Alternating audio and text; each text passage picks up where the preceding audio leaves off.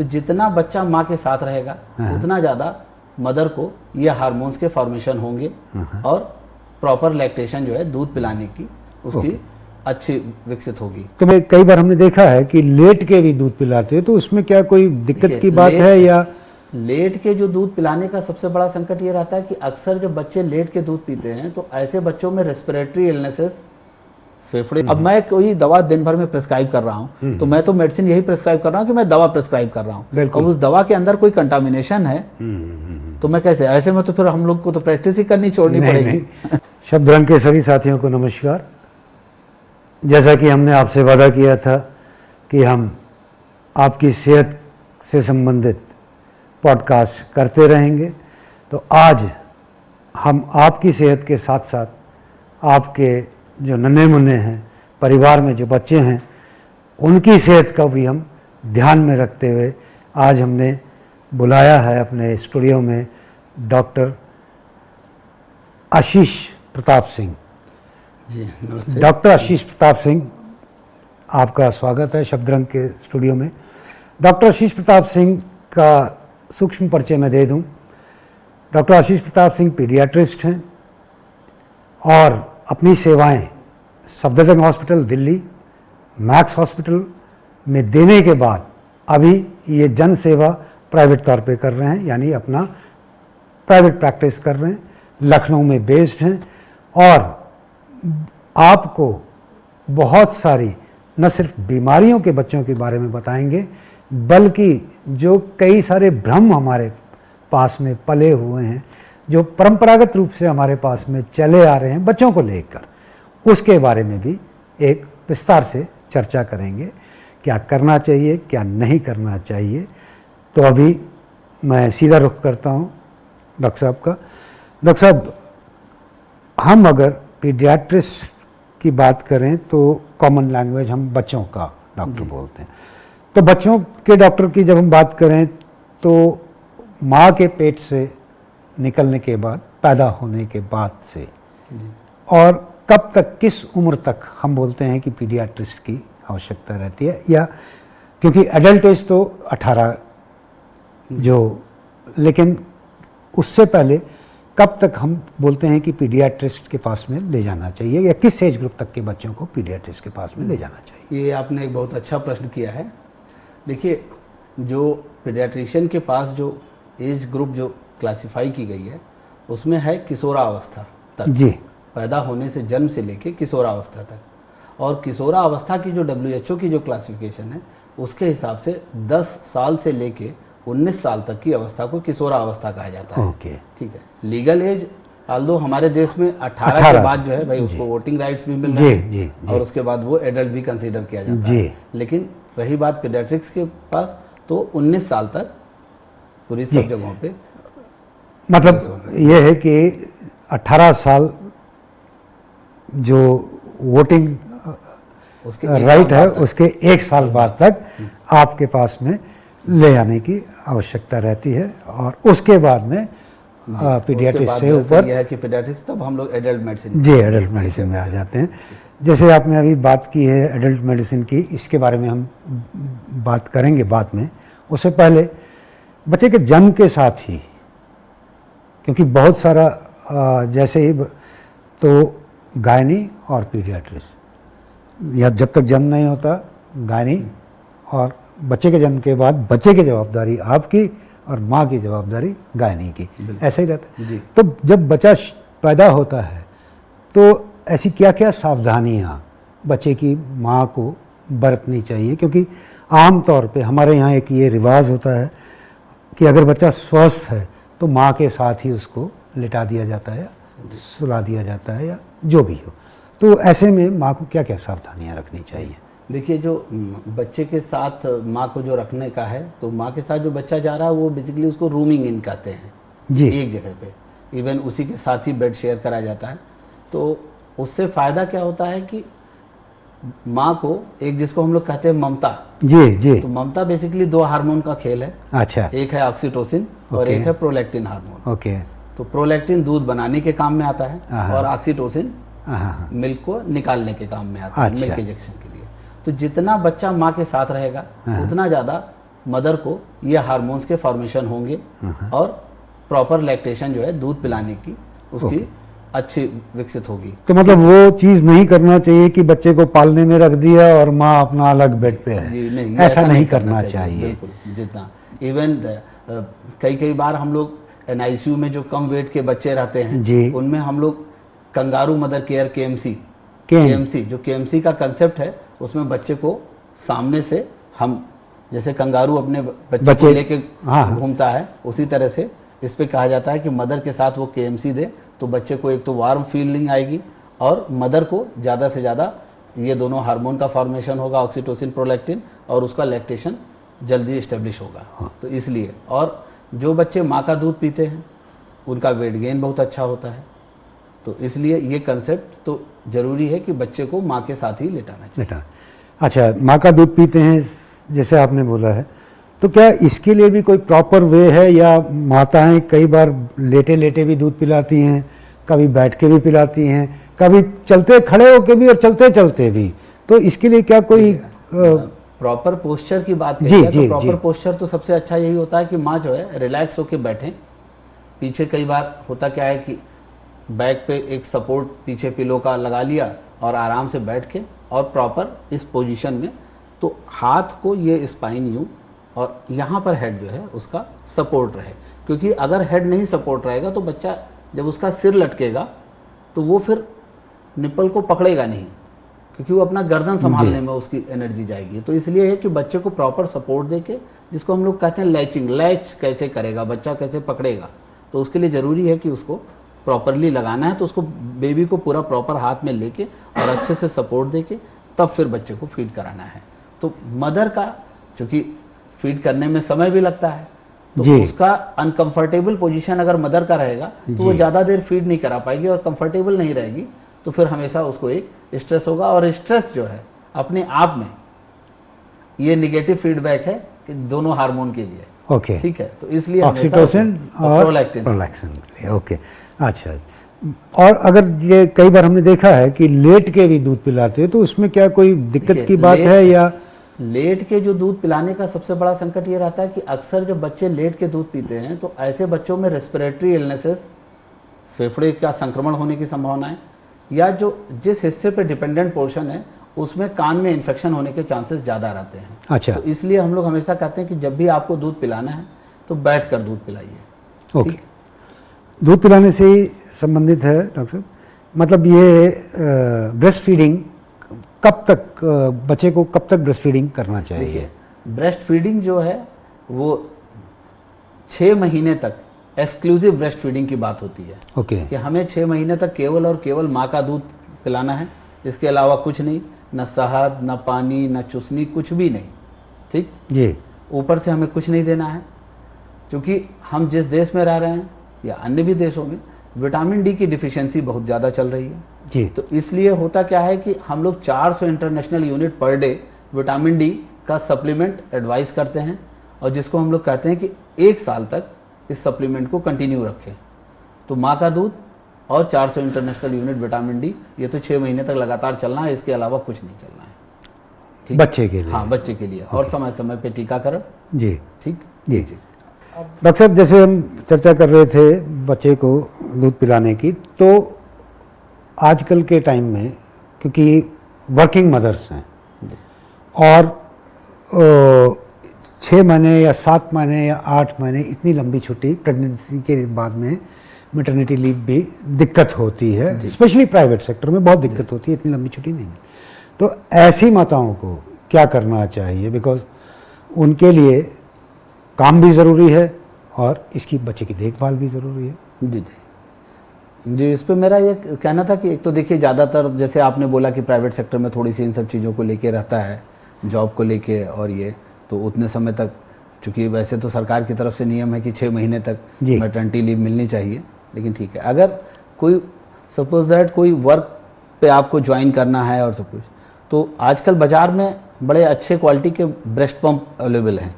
ठीक, इलेक्ट्रॉनिक भी आते हैं जी, और मैनुअली भी, जिनमें आप आराम से मदर्स जो हैं ब्रेस्ट को, मिल्क को निकाल के उसको वो अपना स्टोर कर सकती हैं। आजकल हर घरों में रेफ्रिजरेटर भी होता है, तो आपने ये अपना कर लिया। स्टोर करना रेफ्रिजरेटर में ही ज़रूरी है जी, रूम टेम्परेचर पे भी आप रखते हैं जी। लेकिन हमें ये इस मामले में हम कुछ इसलिए नहीं बोल सकते कि उस आपके घर का टेम्परेचर कितना है। गर्मियों में बहुत ज़्यादा टेम्परेचर चला जाता है तो कई कई बार ख़राब भी हो जाता है दूध। नहीं तो वैसे तो 24 घंटे तक तो रूम में भी सुरक्षित रख सकता है जी। तो इसलिए मैं रेफ्रिजरेटर की बात इसलिए मैं कर रहा था कि आजकल हर घरों में हाँ, हर घर में रेफ्रिजरेटर है। लेकिन सॉरी आपको इंटरप्ट कर रहा हूँ बीच में, क्योंकि कुछ चीज़ आ जाती है तो लगता है कि पूछ लूँ, कहीं निकल ही ना जाए। अब रेफ्रिजरेटर से निकाल के तो तुरंत बच्चे को नहीं दिया जा सकता है या दे सकते हैं? नहीं, रेफ्रिजरेटर से निकाल के जब आपको दूध देना हो, जी। सपोज मदर अवेलेबल नहीं है, हाँ। अब घर में जो दूसरा व्यक्ति जो बच्चे की केयर कर रहा है जी तो वो उसी दूध को अपना निकाल के जी और थोड़ी देर रूम टेम्परेचर तो पे मतलब छोड़ उसको दें, जब वो नॉर्मल मेरा आ कहने जाए, का और ये फिर है कि उसको कटोरी चम्मच से। ओके। फिर यहाँ पर मेरा अब अगला प्रश्न आ बॉटल रहा है, निपल। Bottle nipple. अब बात यह है कि बॉटल से कई बार लोग कहते हैं कि भाई बॉटल का निपल या मदर से, तो अब यहाँ पर एक टर्मिनोलॉजी है निपल कंफ्यूजन। ओके। जिस दिन आपने बच्चे को बॉटल का निपल लगा तो उसमें जब बच्चा सक करता है तो बड़ी इजीली मिल्क आता है बॉटल के निपल पे। ओके। तो जैसे एक मनुष्य की प्रवृत्ति होती है हाँ, आराम की, आराम तलबी, तो आराम तलबी वो जन्मजात है, तो मतलब बच्चा पैदा होने के साथ ही आराम तलबी वाले मोड में होता है। तो अगर आपने, इसीलिए सभी पीडियाट्रिशियन विरोध करते हैं कि बच्चे को बॉटल से दूध मत दीजिए। कुछ भी प्रॉब्लम है, आप दूध अगर देना, मान लीजिए बाहर अन्य सोर्स से दूध देना भी है तो हम कटोरी चम्मच से दें जी। बोतल का प्रयोग ना करें, क्योंकि बॉटल के निपल पे कंफ्यूजन होगा और मदर के निपल पे कंफ्यूजन होगा तो बच्चा सबसे पहले माँ से सक करना छोड़ देगा। और फिर मैंने वही बात करी कि अगर बच्चा जो है एक तो विग्रस सकिंग, वो बौखलाहट में अगर सक कर रहा, जी जी जी, बच्चा मदर के निपल को सक कर रहा है जी, तो मदर के निपल पे जहां पेन आना शुरू हुआ, यहाँ पर अगर ब्रेस्ट टिश्यू में पेन हुआ तो तुरंत negative feedback, oxytocin prolactin hormone का फॉर्मेशन कम होने लगेगा और जो है उसको मिल्क फॉर्मेशन कम होने लगेगा। ठीक, कई बार बच्चा विग्रस सक करता है तो ब्रेस्ट टिश्यू को और निपल को इंजरी भी कर देता है। ठीक, ये सब होती है। तो ये भी समस्याएं भी, अगर मिक्स टाइप की फीडिंग हो रही है कि बॉटल से फीड करा रहा है बच्चे को और फिर ब्रेस्ट से अपना ब्रेस्ट फीडिंग करा रही है, तो दोनों में ये सब दिक्कतें आती हैं। एक मतलब केवल निप्पल के कंफ्यूजन से। इस वजह से हम लोग बॉटल के निप्पल से नहीं, आप स्टोर करने के लिए, जैसे एक मैं इसलिए एक उदाहरण के तौर पे मैं अभी एक बता दे रहा हूँ कि एक हमारे मित्र हैं, तो उनकी वाइफ जो है भारतीय राजस्व सेवा की अधिकारी हैं। उनको भी ऐसे ही कुछ था कि चूंकि उनकी मैटरनिटी लीव उन्होंने थोड़ा पहले ले लिया था, और शुरुआती 3 महीने तो उन्होंने उधर लिया, फिर लास्ट के 3 महीने तो उनका 6 महीने पूरे हो गए थे। अब उनकी मजबूरी हो गई कि उन्हें ज्वाइन करना था, तो उन्होंने बड़ा अच्छे से जो है, मैंने उनको देखा, वो एक्सक्लूसिव ब्रेस्ट फीडिंग उन्होंने 6 मंथ तक कर रखी थी। वो जब ऑफिस से लौट के आती थी तो वो आराम से इसी ब्रेस्ट पंप से निकाल के दूध, और उसी जो कंटेनर में वो उसके ऊपर मार्कर पेन से कौन सा डेट है, किस टाइम पे है, निकला है, और वो रख के उसको रेफ्रिजरेटर में रख देती थी। और उनकी मदर जब बाद में जब वो ऑफिस जब चली जाती थी, नहीं फीड है, तो वो वहाँ से वो उनको बॉटल में जो पहले स्टोर्ड है उस दूध को निकाल के रूम टेम्परेचर पर रख के और फिर उसी को कटोरी चम्मच से पिलाती थी। और ऐसा करते हुए मैंने उनको बड़े लंबे समय तक मैंने दिल्ली में उनको देखा। हाँ, कम से कम 3 महीने तो आप जैसे बोल रहे हैं कि 6 महीने तक एक्सक्लूसिव ब्रेस्ट फीडिंग उन्होंने इस तरह से कराई। हाँ, तो ये मैंने इसलिए आपके दर्शकों को इसलिए एक उदाहरण दे रहा हूँ कि ये एक डेडिकेशन, एक मतलब सीनियर लेवल पे अधिकारी, उन्होंने इस तरह से इसका पालन किया। अच्छा डॉक्टर साहब, एक मतलब हमारे यहाँ एक परंपरा है ये कि बच्चा जैसे थोड़ा सा बड़ा होना शुरू होता है तो उसकी दादी नानी कोई भी बूढ़े घर में वो उसकी मालिश शुरू करते हैं, ठीक है, और ये मानते हुए कि वो मालिश करने से और नहला देने से बच्चा रिलैक्स हो जाता है, सो जाता है, या जो भी उसके पीछे थॉट प्रोसेस है कि उसके मसल्स जो हैं शायद इससे मजबूत बनते हों। तो ये जो मालिश बच्चों की करते हैं, ये करनी चाहिए या नहीं करनी चाहिए, और अगर करनी चाहिए तो कौन से, क्योंकि आजकल आम तौर पे या तो बेबी ऑयल लगाते हैं, वो उसमें भी कई बार ऐसी चीज़ें कि एडल्ट्रेशन या इस तरह की चीज़ें, इवन नामी गिरामी कंपनियों के बेबी ऑयल में इस तरह की शिकायतें आई हैं। और जो हमारा रूरल एरिया है वहाँ तो जो घर में बना मतलब कि भैया जहाँ तेल होता है वहाँ तिल के तेल की करते हैं, जहाँ सरसों होता है वहाँ सरसों के तेल की करते हैं, जहाँ नारियल होता है वहाँ नारियल के तेल की करते हैं। तो आप इन दोनों चीज़ों में कि पहली चीज़ तो ये है कि करनी चाहिए कि नहीं करनी चाहिए, या किस उम्र से करनी चाहिए और किससे करनी चाहिए? जी देखिए, जो हम लोग की पीडियाट्रिक एसोसिएशन है इनमें यह है कि आप मालिश जो है आप कर सकते हैं जन्म के बाद से ही। उसमें बस हम लोग ये कहते हैं कि जब तक अम्बलाइकल कार्ड, जिसको एक नाल कही जाती है एक देसी भाषा में, जब तक वो गिर ना जाए, सूख के गिर ना जाए, तब तक आप तेल मालिश मत करिए, ना करें। ठीक है, वजन 2.5 किलो 3 किलो के ऊपर हो जाए। मैं थोड़ा सा रोक रहा हूँ आपको, इसके पीछे भी जैसे आपकी ये पीडियाट्रिक एसोसिएशन बोलती है तो कोई ना कोई रीज़न की वजह से बोलते होंगे कि जब तक वो गिर के ना, देखिए सूख के ना गिर जाए। जो नाभि का जो है नाल जो है सूख के गिर जाने का कंसेप्ट यह है कि हमें जो नाभि है एक तो इसको वेट होने से बचाना है, गीला ना हो, और दूसरी चीज़ है कि हमें इसको संक्रमण से बचाना है जी, क्योंकि जो अम्बलाइकल कार्ड है हमारा ये कनेक्टेड है माँ के साथ, माँ से कनेक्टेड था। तो एक तरह से एक समझिए कि मोटा एक चैनल जो है आपके लिए, जो कि ओपन चैनल टाइप का है, अगर उसमें कोई भी इन्फेक्शन हुआ तो कहीं कोई बैरियर नहीं है कि बॉडी में स्प्रेड ना करे। तो हमें इसीलिए हम 2 चीज़ें हम लोग अपने मदर्स को तुरंत बोलते हैं जी, कि देखिए बच्चे को जब तक नाभि सूख के गिर नहीं जाए तब तक हमें किसी भी प्रकार का कोई भी तेल मालिश के लिए नहीं उपयोग करना है जी।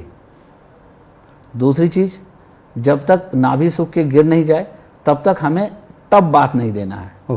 टब बाथ देने का मतलब यह है कि हम बच्चे को डुबो के टब में के अंदर हम बैठा रहे हैं तो बच्चे का ये भी हिस्सा आ जाएगा, वेट होगा। तो हम उसके पहले अगर हमें बच्चे को क्लीन भी करना है तो हम केवल स्पॉन्जिंग बात करें, इसको वेट होने से बचाना है, ठीक, और इस पर कुछ भी नहीं लगाना है।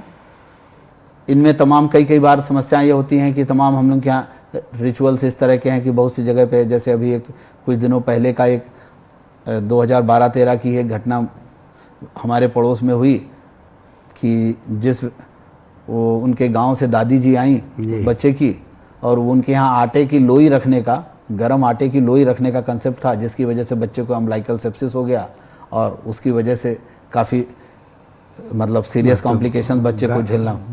लिटरली गर्म आटे की रख दी होगी, आटे की लोई, और उससे क्योंकि जो इन्फेक्शन उसमें फैला और उसकी वजह से बाद में उसको ऑस्टियोमाइलाइटिस भी हुई, और जिसकी वजह से आज भी वो बच्चा इतना बड़ा हो गया लेकिन उसको लेफ्ट नी में अभी भी प्रॉब्लम है। तो ये तो मैंने अम्बलाइकल सेप्सिस की बात करी कि किस वजह से हमें उसको जल्दी सूख के गिर जाए, जिससे हमारा एक सोर्स ऑफ इन्फेक्शन जो तुरंत हो सकता है उसको हम कैसे जल्दी से ख़त्म करें। दूसरी चीज़, आपने प्रश्न पूछा कि किन तेल से जी, तो चूँकि हम यहाँ उत्तर भारत में हमारे यहाँ बहुत ज़्यादा जो है सरसों का तेल बहुत उपयोग होता है जी, तो चूँकि खाने से लेके हर चीज़ में सरसों का तेल उपयोग करते हैं, और इधर हमारे यहाँ प्रोडक्शन भी सरसों के तेल का होता है।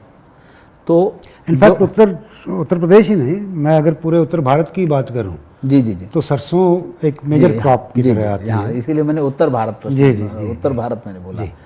तो अब जो इवन जो इंडियन ऑथर्स ने भी जो बुक्स लिखी हुई हैं उनमें भी यही है कि मालिश के लिए सरसों का तेल बना किया है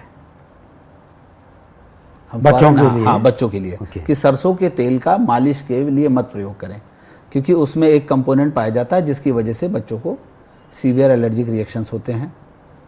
मालिश के लिए जो अपने भारत देश में सबसे ज़्यादा कोकोनट होता है, ऑलिव ऑयल तो अपने यहाँ होता नहीं है जैतून, तो अल्दो मतलब मसाज के लिए हम कोकोनट ऑयल फर्स्ट और सेकंड पे ऑलिव ऑयल, कुछ किताबों में तिल के तेल का भी जिक्र है हाँ, जिससे मालिश करने के लिए, तो इन तेल तक, लेकिन सरसों का तेल तो बिल्कुल ही मना है। बाकी वही और सरसों के तेल से मुझे चूँकि बात करते करते आपने ये प्रश्न किया, जैसे हमारे यहाँ कई बार कल्चरल प्रैक्टिस में ये भी बहुत बड़ी समस्या है कि सरसों का तेल का प्रयोग इधर लखनऊ एवं आसपास में आया तो मुझे ये जानकारी हुई कि सरसों का तेल लोग नाक में भी डाल लेते हैं। अरे हाँ, अच्छा, तो ये एक बड़ा सरप्राइजिंग चीज़ आई बच्चों के नाक में। अच्छा, बच्चों के कान में सरसों का तेल डालते हैं, इन सबसे बहुत सीवियर इन्फेक्शंस हो सकते हैं, तो इनको नहीं करना चाहिए। मतलब किसी भी तरह का कान नाक में तो किसी भी तरह का तेल, जी बिल्कुल, किसी भी बिल्कुल, तरह का, बिल्कुल किसी भी प्रकार का तेल मना है। और सरसों तो मालिश के लिए बिल्कुल ही मना है।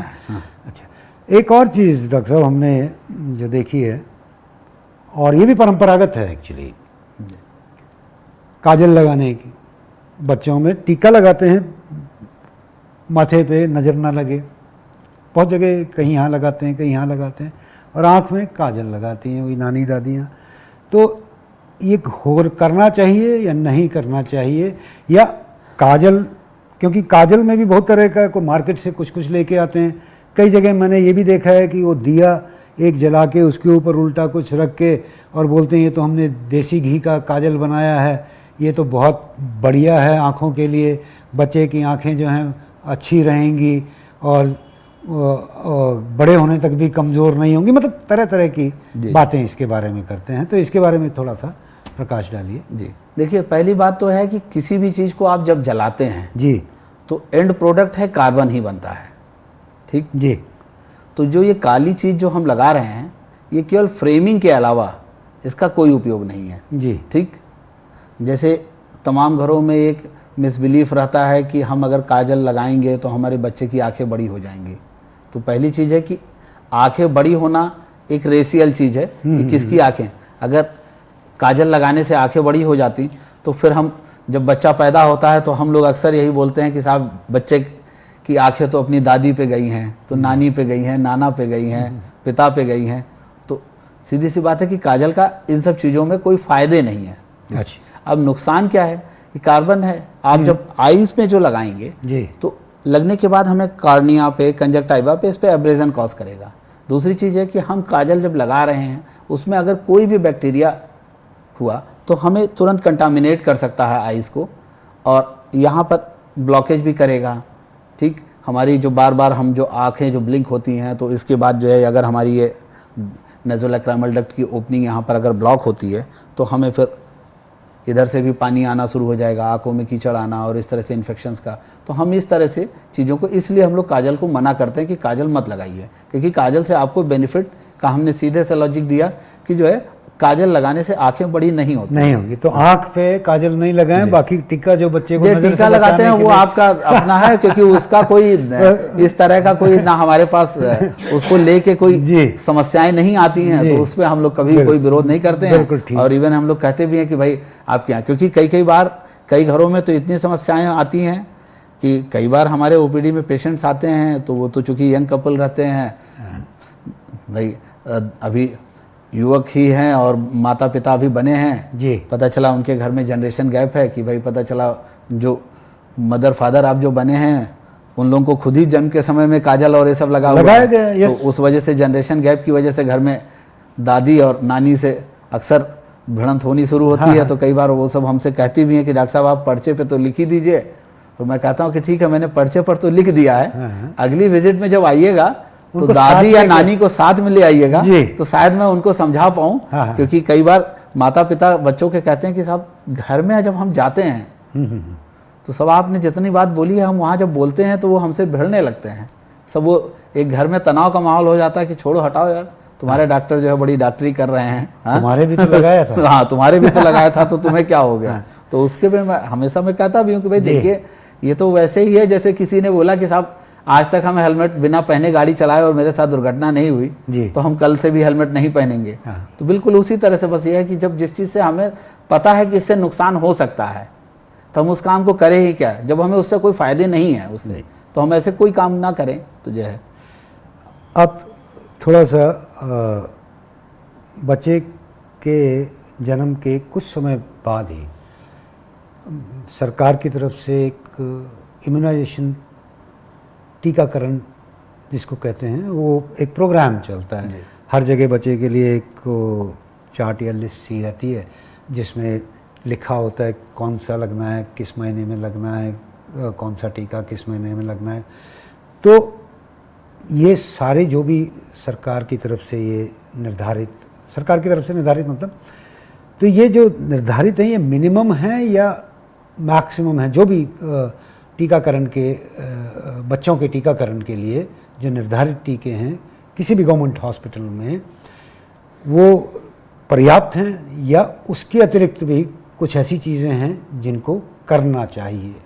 जी, देखिए ये आपने बड़ा अच्छा प्रश्न किया है, क्योंकि देखिए सरकार के साथ जो एक समस्या क्या है कि सरकार को अगर कोई भी चीज़ लागू करनी है तो उसको अपने जो देश की जनसंख्या है उस पर पूरा लागू करना है जी। क्योंकि ये यूनियन हेल्थ मिनिस्ट्री लागू करेगी और इसको पूरे देश को उसको ध्यान में रख के करना है। तो फेज वाइज धीरे धीरे सरकार ने अलग अलग बीमारियों के टीकाकरण को बढ़ाया है। अब रही बात कि कौन कौन से टीके जो सरकारी और प्राइवेट, उसकी बात करी जाए तो देखिए जन्म के समय में BCG, ओरल पोलियो और हेपेटाइटिस बी वो सरकार भी लगाती है, प्राइवेट में भी वही लगता है जी। 1.5 महीने पे सरकार भी 8 बीमारी टच करती है, हम भी 8 बीमारी टच करते हैं प्राइवेट में। ओके। तो 1.5 महीने, 2.5 महीने, 3.5 महीने पे तो वही ठीक है। उनके यहाँ कुछ दूसरे फॉर्म में लगाया जाएगा, हमारे यहाँ कुछ दूसरे फॉर्म में लगाया जाएगा। हमारे यहाँ कम्बिनेशन में वैक्सीन्स रहेंगी, सरकार में थोड़े से उस कम्बिनेशन में नहीं रहेंगी। लेकिन उनका जो टारगेट जो डिजीजेस का है, कितनी बीमारियां हम कवर कर रहे हैं वो बराबर कवर कर रहे हैं, 1.5 महीने पे, 2.5 महीने पे, 3.5 महीने पे। अब बात आती है कि 6 महीने पे। 6 महीने पे जो प्राइवेट में जो इम्यूनाइजेशन होता है, हम लोग मियादी बुखार, टाइफाइड, ठीक, टाइफाइड का टीका सरकार में नहीं, सरकारी टीकाकरण में नहीं है। ओके। ठीक है। तो वो अब चूंकि भारत जैसे देश में जहाँ पर वाटर बॉर्न डिजीजेस बहुत ज़्यादा हैं, तो वहाँ फिर टाइफाइड एक महत्वपूर्ण बीमारी हो जाती है, जिसको लगता है कि हाँ टीकाकरण करा के इसका कवरेज किया जाए। इन्फ्लुएंजा आज की डेट में बहुत कॉमन बीमारी हो गई है। 6 महीने में प्राइवेट में हम लोग इम्यूनाइजेशन में करते हैं, उसी की सेकेंड डोज हम लोग 7 महीने में लगाते हैं। अब रही बात सरकार में फिर सरकार 9 मंथ पे लगाती है टीका, अगला 3.5 महीने के बाद। 9 महीने पे जब सरकार में लगता है तो सरकारी में वो मीजल्स और रुबेला का लगाती है, और जो जैपनीज इंसेफ्लाइटिस, जैसे यहाँ पर लखनऊ और उसके आसपास के जो ज़िले हैं, पूर्वी जो ज़िले हैं, उधर तो जैपनीज इंसेफ्लाइटिस की बीमारी ज़्यादा है भी, तो इधर तो इन सब बीमारियों के टीकाकरण होते रहते हैं। तो 9 महीने पे, लेकिन अब सरकार की तरफ से फिर वो गलसुआ छूट जाता है। जैसे मुझे पिछले साल का याद है कि पिछले साल OPD में बहुत मम्स के केसेस आए, गलसुआ को अंग्रेजी में मम्स कहते हैं। तो मम्स के बहुत, तो उसका एक प्रमुख कारण यही था कि सरकार की जो इम्यूनाइजेशन में है वो केवल मीजल्स और रुबेला कवर करते हैं, मम्स नहीं कवर करते हैं। वो MR लगता है, हम लोग जो लगाते हैं वो MMR, तो मीजल्स, मम्स, रुबेला, और वो केवल मीजल्स और रुबेला का लगाते हैं। तो मम्स का ऑब्वियस है कि अगर टीकाकरण नहीं हुआ है तो वो बीमारी हमेशा फैलने के चांसेस रहेंगे। तो पिछले साल उसके बहुत से केसेस आए। तो इन जगहों पे है कि जहाँ पर मतलब हम ये कहते हैं कि कई बार हम अपने मरीजों पे जो अफोर्डेबल नहीं हैं जी, वो कहते हैं कि साहब हम इतना टीकाकरण का खर्चा नहीं बियर कर सकते जी, तो हमें कास्ट कटिंग का तरीका बताइए। तो हम उनको ये बता देते हैं कि आप इन टीकाकरण को आप वहाँ के बजाय यहाँ अगर हमारे यहाँ करा लेंगे या प्राइवेट में आप आसपास नज़दीक के किसी डॉक्टर से करा लेंगे तो ये टीकों पे आपको ये बीमारियाँ भी कवर हो जाएंगी। आप मस्तिष्क ज्वर वहाँ आपने लगवा लिया। इसी तरह से 9 महीने पे अब जैसे मेनिंजोकोकल का टीका है जी, जिसे मेनिंजाइटिस 3 जो हैं प्रमुख जो उसके लिए बैक्टीरिया, उसमें एक न्यूमोकोकल है जो कि 1.5 महीने, 2.5 महीने, 3.5 महीने पे कवर ही किया है सरकार ने भी, हम भी कवर करते हैं। हीमोफिलस इन्फ्लुएंजा बी है, वो भी सरकार कवर करती है, हम भी कवर करते हैं 1.5 महीने, 2.5 महीने, 3.5 महीने पे। ये भी मेनिंजाइटिस, ये दोनों निमोनिया भी करते हैं, मेनिंजाइटिस भी। एक निजेरिया मेनिंजाइटिस करके बैक्टीरिया होता है जो कि निमोनिया नहीं करता है, केवल मेनिंजस, हमारे ब्रेन के जो है मेनिंजस, इनको इन्फ्लेम करता है। तो मेनिंजाइटिस का टीका, इसको मेनिंजोकोकल का टीका, वो प्राइवेट में लगते हैं, सरकार में अभी नहीं लगते। ठीक, तो ये है, तो ये प्राइवेट में ही लगते हैं। 1 साल पे फिर हेपेटाइटिस A का टीका दोबारा फिर आ गया कि भाई water borne disease hepatitis A। अक्सर आपने सुन रखा होगा, हॉस्टल डेज में भी आपने देखा होगा कि कई बार स्कूल में, कॉलेजेस में कि साहब हेपेटाइटिस A बहुत फैला हुआ है, हेपेटाइटिस फैला हुआ है, जिसकी वजह से जो है तो वायरल हेपेटाइटिस, जिसको मतलब तमाम वायरस हैं, तो उसमें एक हेपेटाइटिस A का, उसका भी टीका जो है सरकार में नहीं लगता, प्राइवेट में लगता है। तो इस तरह से ये है। ऐसे ही 15 महीने पे फिर आता है चिकन पॉक्स का जी, जिसको माता हमारे यहाँ कही जाती है। हाँ, तो उसका टीका भी जो है सरकारी में नहीं लगता है, प्राइवेट में हम लोग लगाया जाता है। चिकन पॉक्स का इम्यूनाइजेशन नहीं होता है? चिकन पॉक्स का इम्यूनाइजेशन सरकार में नहीं होता, अच्छा, प्राइवेट में होता है। ओके, ठीक है।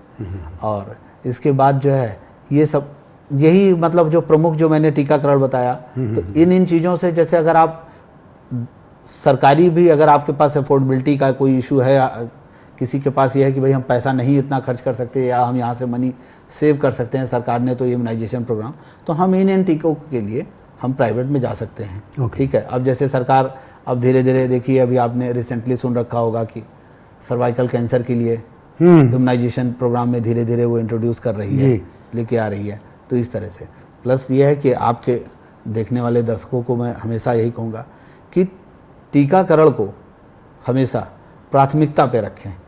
मेरा एक्चुअली आपसे सवाल यही आने वाला था कि किसी भी कारण से, कि अगर एक मिस हो गया, जैसे आपने बोला 1.5 महीने, 2.5 महीने, 3.5 महीने, 6 महीने, 9 महीने, 1 साल, सपोज अगर कोई बीच में किसी भी कारण से पारिवारिक स्थिति ऐसी होगी कि वो मिस हो गया है, तो इसका क्या इफेक्ट पड़ता है फिर? देखिए, क्या उसको बाद में लगवा सकते हैं? बिल्कुल। देखिए, मैं अभी, चूंकि अभी थोड़ी देर पहले मैंने जो हेलमेट का उदाहरण दिया, जी जी जी, यही मैं अपने मरीजों को कई बार बताता हूँ कि जिस दिन मन में जैसे ये धारणा आएगी कि ये तो 2.5 महीने बाद लगना था, अब तो ये 2.5 महीने की जगह 3.5 महीने हो गए हैं, हम तो उस टाइम पे लगवा नहीं पाए, फॉर वट एवर रीजन, परिवार में कैसी भी परिस्थिति हो सकती है, कुछ भी हो सकता है, नहीं करवा पाए, और अचानक जब वो कार्ड देखा तो बोले यार ये तो छूट गया है। तो क्या ये जो छूट गया है इसको आगे बिल्कुल बिल्कुल लगवा सकते हैं? इस पे बिल्कुल लगवा सकते हैं। देखिए, जैसे एक रोटा वायरस ऐसा टीका है जी, जिसकी अपर एज लिमिट जो है मतलब 6 महीने तक है। अच्छा, उसके बाद बाकी सबके उसमें नहीं। अच्छा। बाकी सब टीकों की जब आपको मिले, मान लीजिए छूट गया है, आप जाइए बच्चों के डॉक्टर से संपर्क करिए, उनको आप बताइए, वो आपके टीकाकरण कार्ड में उसके हिसाब से इम्यूनाइजेशन शेड्यूल को फिर से वो बना देंगे और उसके हिसाब से क्रम से आप उन टीकों को लगाते रहिए। तो मतलब जो आपने रोटा वायरस का जिक्र किया, ये किसके लिए रहता है? ये रोटा वायरस जो है ये सरकारी में भी लगता है, प्राइवेट में भी लगाते हैं। रोटा वायरस बेसिकली जो वायरल डायरिया जो है, ज़्यादातर जो उसका कारण है उसका, वो रोटा वायरस रिस्पॉन्सिबल है। ठीक है। तो इसलिए तो वो रोटा वायरस इंजेक्शन फॉर्म में नहीं बल्कि ओरल जो है दिया जाता है जी, जैसे हम पोलियो ड्रॉप पिलाते हैं जी, वैसे ही हम जी ओरल जो है रोटा वायरस वैक्सीन पिलाई जाती है।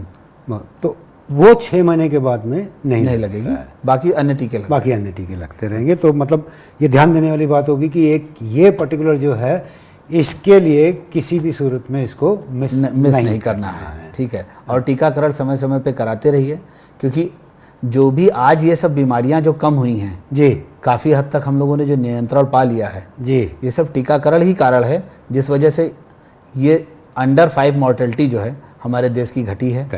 ठीक, इन्फेंट मॉर्टेलिटी घटी है। तो ये सब जितनी भी चीज़ें, ये टीकाकरण इसमें एक बहुत महत्वपूर्ण योगदान है, क्योंकि जो नहीं तो इन्हीं सब बीमारियों से अस्पतालों में बेड भरे रहते थे और एक से एक जानलेवा बीमारियां थी। तो इसलिए टीकाकरण बहुत ज़्यादा जी जी जी जी। तो समय के साथ धीरे धीरे जैसे quality of health care improve हो रहा है हमारे देश में, वैसे इन्फेंट मॉर्टेलिटी घटती जा रही है। तो ये सब जस्ट है। तो इसमें टीकाकरण एक बहुत महत्वपूर्ण चीज़ है। पहले नहीं लगा, कब नहीं लगा ये नहीं, जब आपको जैसे ही ध्यान आया जब आए तो फिर आप उसको तुरंत फिर मॉडिफाई हो जाता है। तो इसमें घबराने की बात नहीं है, सिवाय एक के जो कि जी जी 6 महीने में लगना ही लगना है। तो डॉक्टर साहब, जैसे बच्चा बड़ा हो रहा है, आपने बोला 6 महीने तक ब्रेस्ट फीडिंग, ठीक है ना, 6 महीने के बाद में तो अगर माँ को दूध हो रहा है तो वो कंटिन्यू कर सकते हैं या स्टॉप कर देना चाहिए? माँ को दूध अपना पिलाते रहना है, स्तनपान मना नहीं है जी, स्तनपान करते रहना है।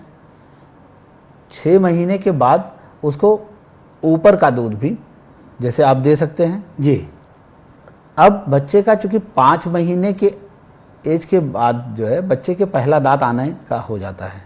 ठीक, तो रेंज वो काफ़ी लंबी है, 5 महीने से 10 महीने तक, एक साल तक रेंज है जी। ठीक, लेकिन अब उसका यह है कि अब वो ठोस आहार लेने के लिए उसको तैयार रहे।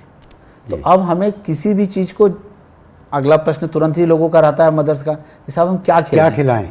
ठीक, तो हमारा अपने जो मरीजों की जो रहते हैं उनके जो मदर्स का हमेशा ये रहता है कि जो आप खा रहे हो उसको आप पेस्ट फॉर्म में करके, जी, थिन पेस्ट से लेके धीरे धीरे आप थिक पेस्ट की तरफ बढ़िए और जो आपका डाइट पैटर्न हो उसी हिसाब से आप खिलाइए। ठीक है, कोई ज़रूरी नहीं है कि जैसे अगर कोई साउथ इंडियन है जी जी जी, तो उसके यहाँ जो चीज़ बन रही है वो अपने यहाँ, हमें बस एक संतुलित आहार करना है।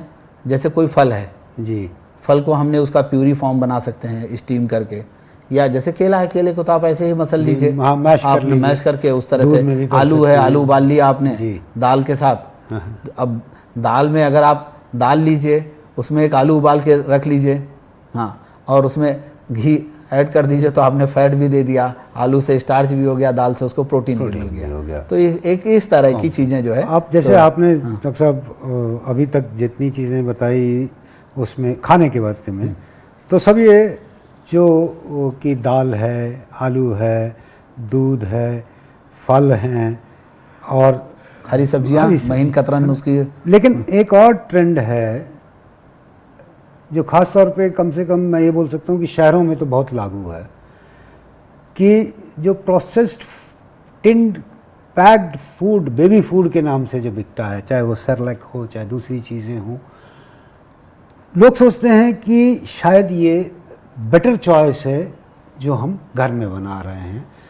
अब क्या सोचते हैं मुझे नहीं पता, बट उसका प्रचलन बहुत ज़्यादा हो गया है जी। तो आप मतलब इसमें से किस चीज़ को रिकमेंड करेंगे? आपकी बातों से तो मुझे समझ आ गया है कि आप जो भी खा रहे हैं और जो भी घर में बना रहे हैं बेसिकली आप वही कर रहे हैं, बट किसी वजह से जैसे मैंने बताया कि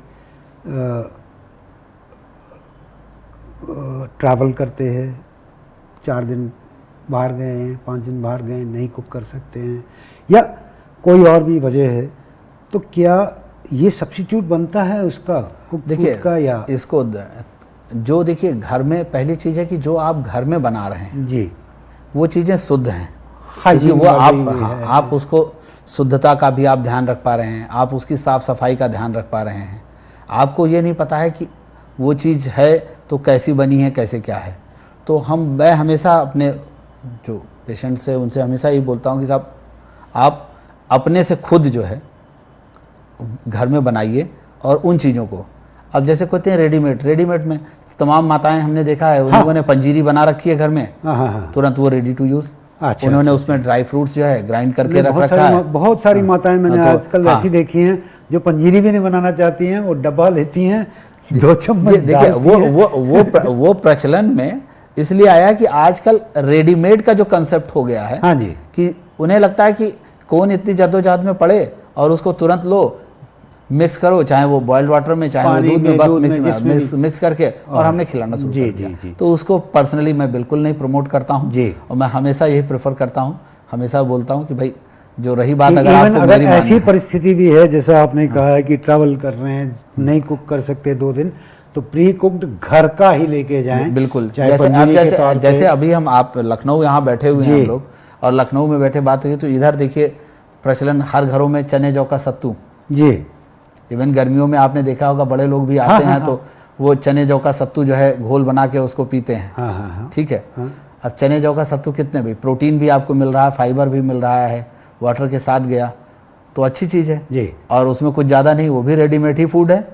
तो इस तरह की चीज़ें, तो हमें एक स्मार्ट तरीका सोचना होगा कि हम कैसे अपने से, मतलब वो बच्चों का जंक फूड बोल लूँ उसको मैं, तो उसको तो मतलब हम उसमें उधर ना जाते हुए हम अपने तरीके से। अभी आपने कुछ दिनों पहले कंट्रोवर्सी सुनी होगी कि हमारे यहाँ भारत देश में जो डिब्बा बंद आहार बच्चों के लिए यूज़ हो रहे थे उसमें शुगर कंटेंट बहुत ज़्यादा। यस, ठीक।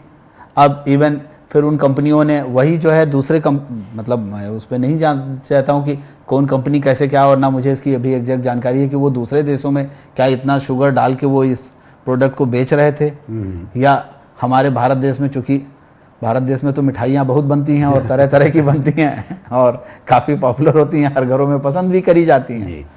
तो या तो भारत देश में उन्होंने उस हिसाब से कंसेप्ट रखा कि इतना ज़्यादा शुगर डाल के वो कर रहे थे, लेकिन था वो सब चीज़ें हैं। तो मेरा इसीलिए मतलब है कि आप खुद से जो आप बना रहे हैं उसके बारे में आपको पूरी जानकारी है, आपको ये भी पता है कि इसका एडल्ट्रेशन नहीं है, हम लाए हैं शुद्ध चीज़ खरीद के लाए हैं, हमने खुद बनाया है और खुद उसको तो हमारे नियंत्रण में है, दूसरे ने क्या बना के दिया उसलिए तो मैं इसी चीज़ें, क्योंकि हर मदर का रहता है कि अगर थोड़े थोड़े उनको स्मार्ट तरीके से अगर वो उस चीज़ को करेंगी तो वो आराम से कर ले जाएंगी। ये कोई बहुत भारी भरकम ऐसा काम नहीं है कि जिसमें वो ये फील करें कि नहीं हम जब डिब्बे बंद वाला लेके जाएंगे तो भी जो है तभी से हमारा काम होगा। बिल्कुल बिल्कुल ठीक है। अच्छा डॉक्टर साहब, एक और जो परंपरा सी कह लीजिए, या क्योंकि बच्चे जब बोल नहीं पाते हैं और जब वो रोते हैं जी, तो उनके पास एक यही जरिया रहता है मेरा ख्याल, रोने का, अपनी प्रॉब्लम बताने का तो कोई जरिया रहता नहीं है, बच्चे के पास बोल नहीं पाते हैं। तो हमने ये भी देखा है कि बहुत जगहों पे बहुत बार वो जो घर की बूढ़ी होती हैं बच्चे का पेट थोड़ा सा दबा दबा के ऐसे करके देखते हैं, फिर वो हींग, अगर उनको ऐसा लगता है कि पेट सख्त है या टाइट है तो वो हींग का पानी या कुछ इस तरह की चीज़ उसके नेवल में लगाते हैं या और थोड़ा सा हल्का सा मसाज करते हैं।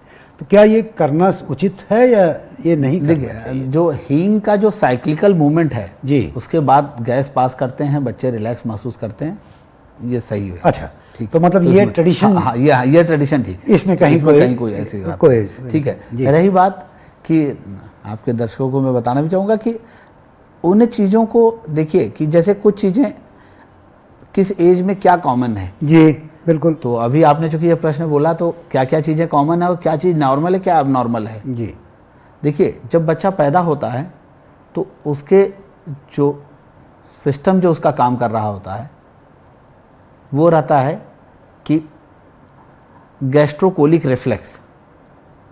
जब बच्चा दूध पिया, जी, माँ का दूध पिया, उसके स्टमक में गया, स्टमक मतलब गैस्ट्रो, कोलिक मतलब कोलन की बात हो रही है, ठीक। जैसे ही स्टमक में अमाशय में गया दूध के बाद तुरंत ब्रेन को संदेश जाता है कि अब आगे रास्ता खाली करिए। तो जितना मल द्वार पे मल है तुरंत बच्चा बाहर। अच्छा, तो कई बार मदर्स को बड़ी एंजाइटी होती है कि साहब बच्चा अभी दूध पिया, अभी तो तुरंत वो कर दिया। तो ऐसे मदर्स को हमेशा इन चीज़ों को ध्यान रखना है कि उन्हें बच्चा कितनी बार लैट्रिन पास किया ये नहीं गिनना है, उन्हें ये गिनना है कि हमारा बच्चा कितनी बार पेशाब किया। ओके, क्योंकि पेशाब तभी बनेगा जब बच्चे के पेट में दूध रुकेगा। तो इसीलिए एक स्वस्थ बच्चे की निशानी 6 से ज़्यादा बार पेशाब करना। अच्छा, कई बार मदर्स हमारे ओपीडी में आती हैं, वो कहती हैं साहब बच्चे को बार बार लैट्रिन कर रहा है साहब बच्चा, तो हम उसे बोलते हैं कि बच्चा पेशाब कितनी बार कर रहा है। बोले वो तो नहीं देखा। तो वो नहीं, यूजली मदर्स जो है इस बात को बता देती हैं कि नहीं साहब बच्चा पेशाब तो बार बार कर रहा है, फिर भी अंदाज कितनी बार कर रहा होगा, 8-10 बार कर रहा है साहब, इससे ज़्यादा ही कर रहा होगा। अच्छा, तो मैं हमेशा ये बोलता हूँ कि देखो तुम पेशाब गिनो दिन में 24 घंटे में अगर 6 से ज़्यादा बार कर रहा है बच्चा, तो तुम्हारा बच्चा ठीक चल रहा है जी। ये तुम्हारी डेली की मॉनिटरिंग है। बच्चे को पेशाब तभी बन सकता है, वो हवा से नहीं पेशाब बनेगा जी। बच्चे के पेट में दूध रुका है तभी जो है पेशाब बन रहा है। तो अगर पेशाब 6 से ज़्यादा बार तो इसका मतलब बच्चा हमारा स्वस्थ चल रहा है, ठीक। रही बात ये तो डेली मॉनिटरिंग, बाकी वीकली जो मॉनिटरिंग है वो तो ठीक है, वेट गेन होगा और ये सब चीज़ें बाद में। लैट्रिन कम भी हो सकती है, ज़्यादा भी हो सकती है। तो गैस्ट्रोकोलिक रिफ्लेक्स ज़्यादातर मदर मिल्क में चूँकि वे प्रोटीन होता है, कि ये टर्मिनोलॉजी मैंने स्पेसिफिक इसलिए यूज़ कर दी कि 2 तरह के प्रोटीन है, कैसीन प्रोटीन और वे प्रोटीन। तो वे प्रोटीन मदर का जो मिल्क होता है वो वे प्रोटीन होता है, वे प्रोटीन अपने आप में लैक्सेटिव की तरह काम करता है। तो वो मोशंस कराता रहता है।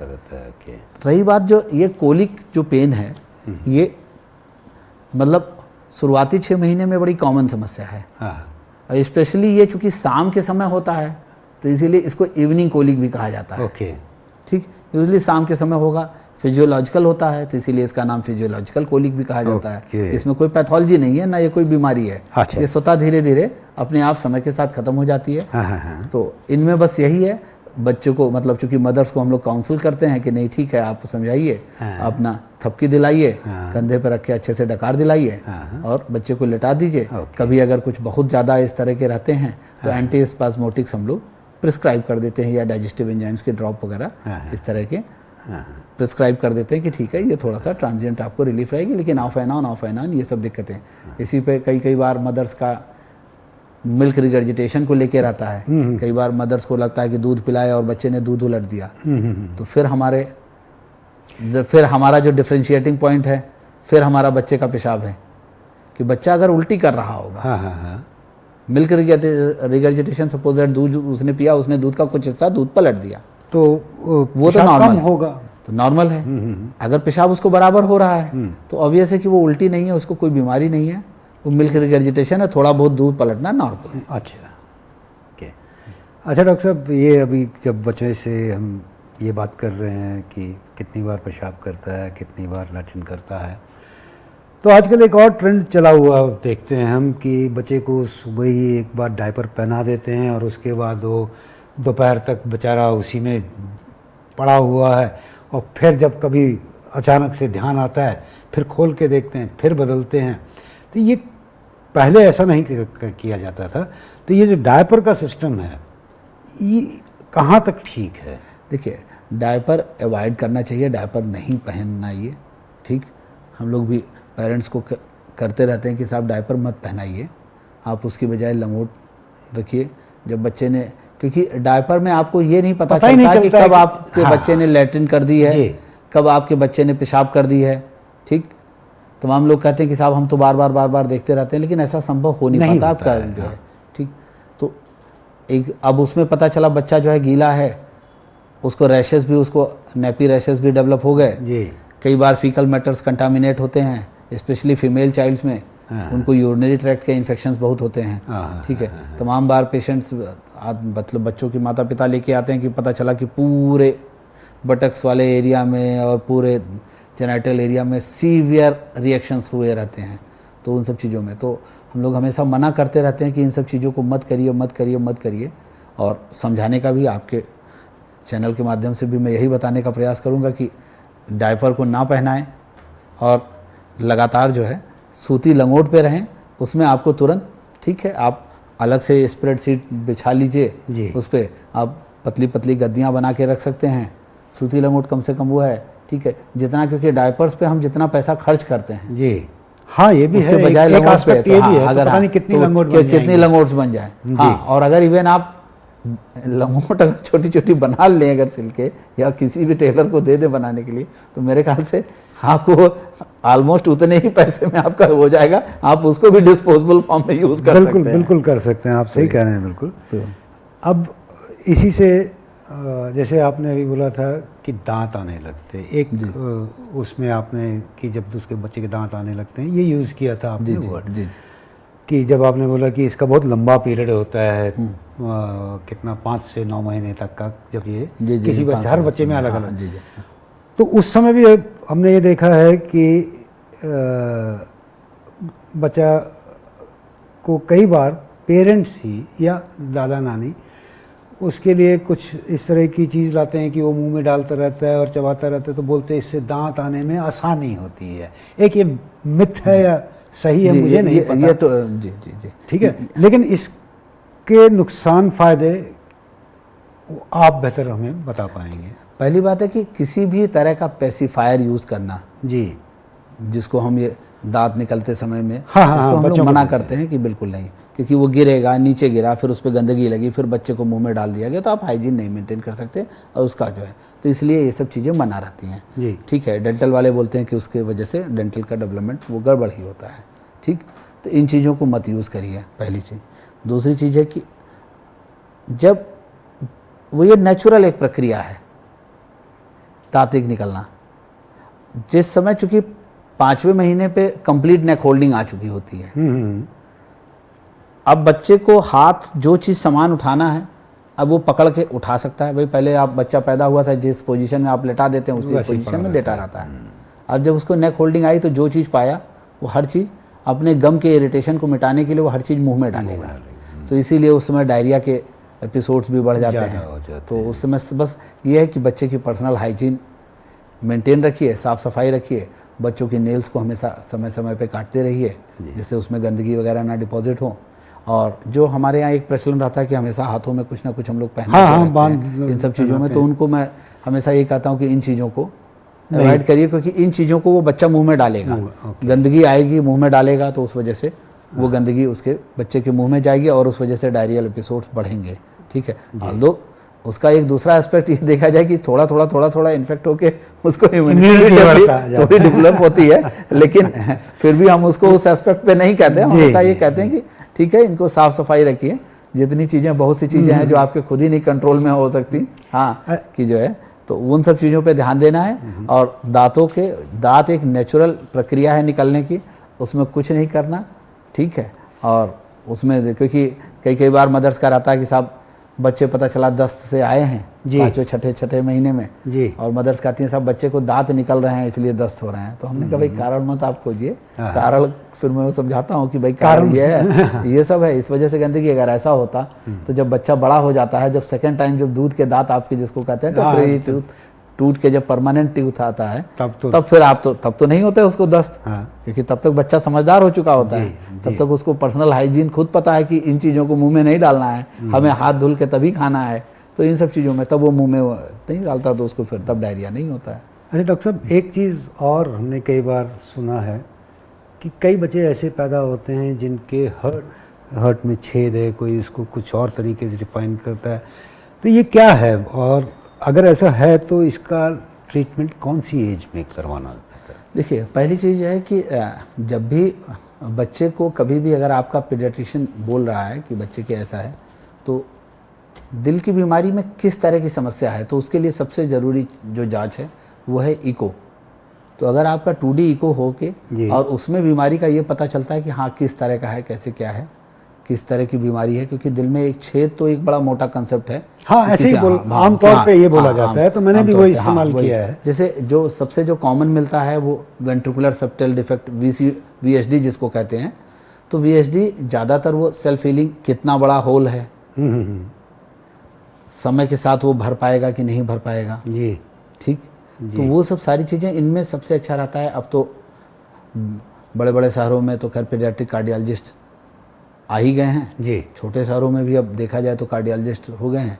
तो उसमें इको की जांच के बाद जो है फिर उसका ट्रीटमेंट निर्धारण होता है कि हाँ, तो कई बार बहुत से में वो आपको पीडियाट्रिक कार्डियोलॉजिस्ट ही आपको सुझाव दे देता है कि ये नेचुरली हील कर जाएगा। आप समय समय पे 6 महीने पे, साल भर पे वो फॉलोअप में बुलाते रहते हैं। इको से वो हमेशा बार जैसे आप उसको चेक करते रहते हैं कि कितना पहले कितना बड़ा था छेद, अब वो घट के कितना बड़ा हो गया, कितना बड़ा हो गया, समय के साथ भर जाता है।